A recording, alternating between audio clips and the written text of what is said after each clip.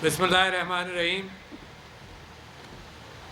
Her Excellency Madame Nakadamo Rukia, Deputy Prime Minister of Uganda, the Governor of Punjab, my friend Chaudhry Mohammad Sarwar, my hard-working ministers Mohtaram Abdul Razak Dawood and Mohtaram Fakhr Imam Sahab, TDAP officers, foreign delegates, trade representatives, ladies and gentlemen, Assalamu alaikum. Those of you who have come from outside of Pakistan, welcome to Pakistan. It's a land of opportunity. It's a land which is rising. It's a land which is offering its services in manufacturing and so many other areas. It's a land of tourism. It's a land of beauty. And we have just launched the portal for you to get yourself acquainted. All those of you who are here from outside, I would request you, still there is time to extend your stay and visit more Pakistani cities. It gives me immense pleasure to organize this trade show. I must congratulate TDAP, Trade Development Authority of Pakistan, for organizing this event. And still, despite COVID, despite the world becoming smaller and things being communicated through different platforms of video conferencing, the fact that it is in human nature to associate with people, to see physically things, to shake hands, to make sure, though COVID has made it difficult to shake hands, but to make sure that you see faces and you make determination on the goods by physical exposure. So I must thank TDAP for doing this, and I thank all the delegates who have made a special venture from Central Asian states as well as from Africa. Pakistan is becoming an economic hub, and you are here in the early era of this becoming a major economic hub, and we've progressed from a geostrategic hub to including a geo-economic hub. We are looking forward to peace in Afghanistan, and as soon as things are improving there, I believe the opportunity of Central Asian states to trade and to reach the oceans through the shortest route available geographically through Pakistan and to Gwadar is a major opportunity for them to bring their goods to Africa, to bring their goods throughout the world, to import goods through Pakistan and Afghanistan.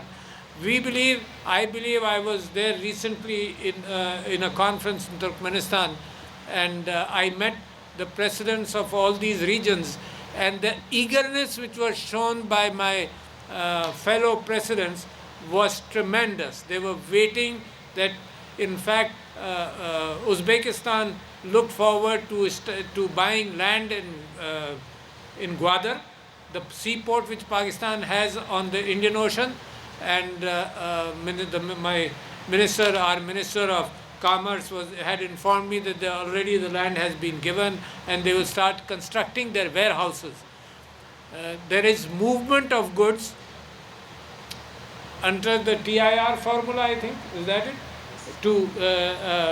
Goods to Turkey and to Europe through Pakistan also, which is a major opportunity for supplies and establishing long old trade routes. The Silk Route was the very old trade route which was linking China and Central Asian areas to Pakistan and to Europe. So I think that is being cemented further. So Pakistan has beautiful products, impressive products, and I can tell you from my experience when I was studying in the US in the 70s and in the 80s that the best surgical instruments were from Pakistan in the world, the best surgical instruments and healthcare instruments. And I must congratulate the people of Sialkot who are here, who must have been exhibiting things. And what was unfortunate, thank you, and what was unfortunate that all these goods were rebranded as German goods or US goods. It's still going on. And it is the excellence of our products which has made a name now, and we are branding Pakistan onto it right now.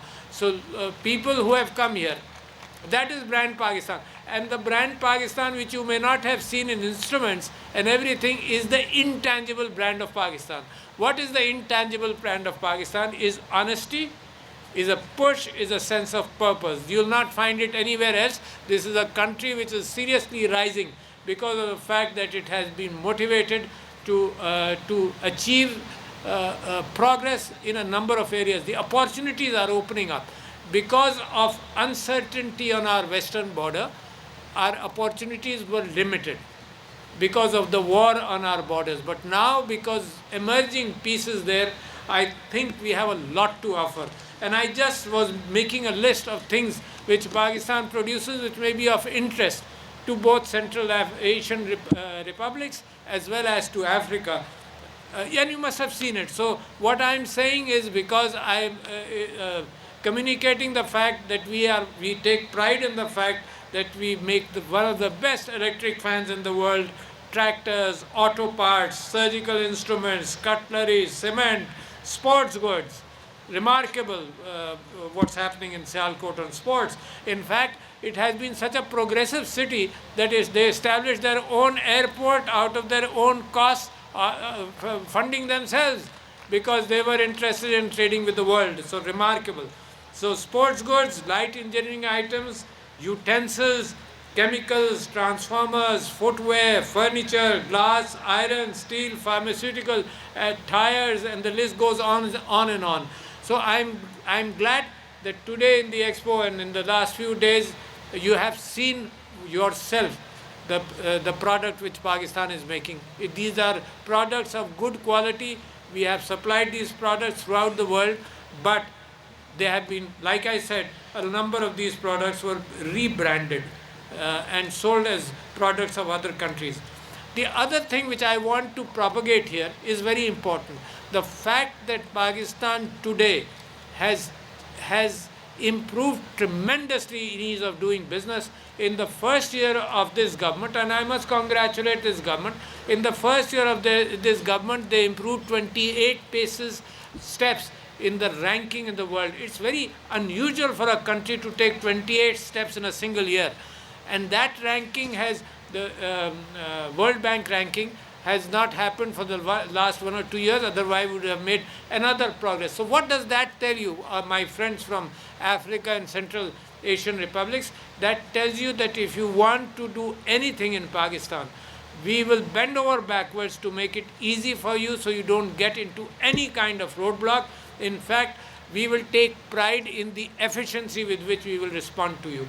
That is true for the government, and that is true for the suppliers and manufacturers, some of you which are sitting here. And that is an important part. So as these routes are opening up, and imagine, I've been touring Africa, but I was supposed to go to Africa on an official tour.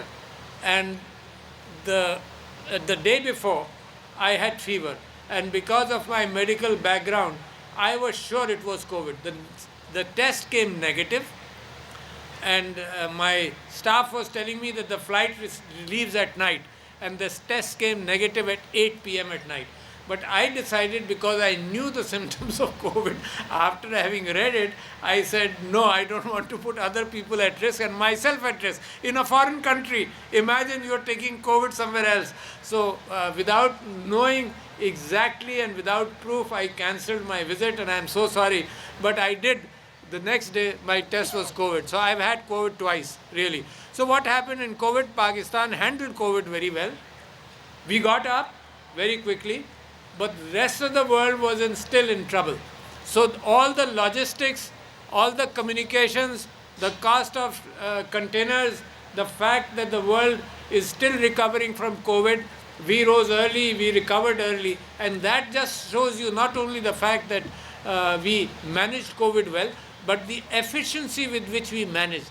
That efficiency is translating into a confidence in the world, that Pakistan will deliver what we promise. Pakistan is an efficient country. Pakistan is a very progressive country, and Pakistan can be proud of the fact that we've done this. So therefore, what we have done also in our Look Africa policy, which is there for the last few years, our Look Africa policy, we have increased the number of embassies in Africa. We have increased the number of trade counselors, which go from the Ministry of Commerce to improve our communication with all the countries which are represented here. And I assure you, ladies and gentlemen, the way we are assuring the rest of the world that Pakistan is here in a big way, and Pakistan can do major supplies to Africa, to Central Asian republics, to the world, in fact, including pharmaceuticals. And the Prime Minister's recent visit to China and Prime Minister's recent visit to Russia has tremendous trade implications for the future, for the Pakistan economy. And therefore, because we are a conduit, we are a connecting country, we are a geo-economic hub of different trade routes coming from China and Central Asian states to Afghanistan and going through Iran, even to Turkey and through Europe. The prospects of trade, the prospects of your purchasing goods in Pakistan, I assure you, you will not have a problem. I promise you, you will not have a problem, and you will enjoy the benefits of an honest relationship with our traders. So I wish you all prosperity in improving these linkages, and I congratulate the organizers of this conference. Thank you very much, ladies and gentlemen. Assalamu alaikum.